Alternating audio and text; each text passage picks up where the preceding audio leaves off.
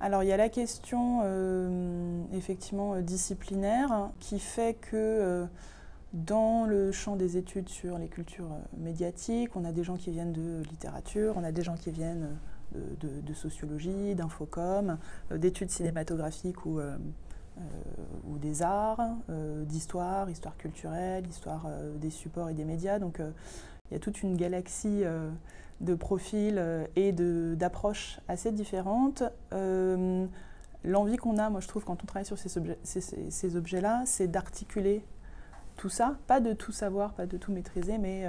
de connecter en fait toutes ces approches et toutes ces perspectives, parce que c'est ce qui permet en fait de saisir l'objet dans sa vérité, enfin, puisqu'on travaille sur des objets qui sont des objets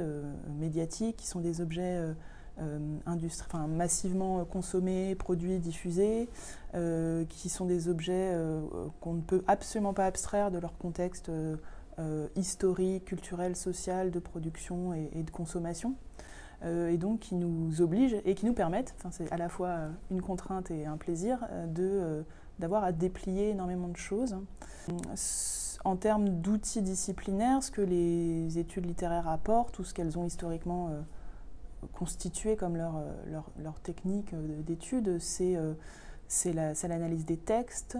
Si on peut prendre ce terme de texte dans un sens très, très large, qui concerne aussi bien le tissu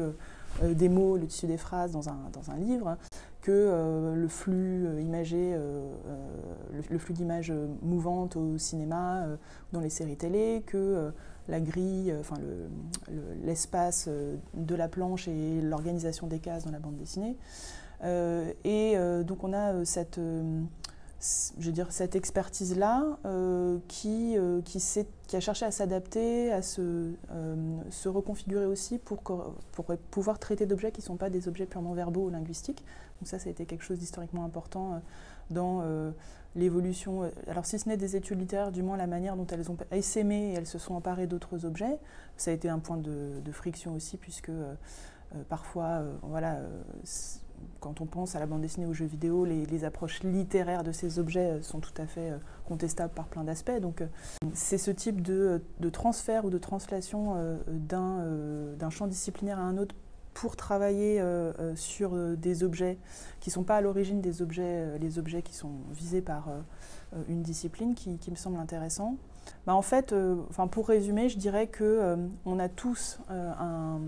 un cœur de spécialité ou un cœur disciplinaire, une discipline d'origine, à partir de laquelle on est allé voir ailleurs quand on travaille sur ces objets-là, parce qu'on a été obligé de le faire en quelque sorte, pour ajuster nos méthodes et nos outils à l'objet.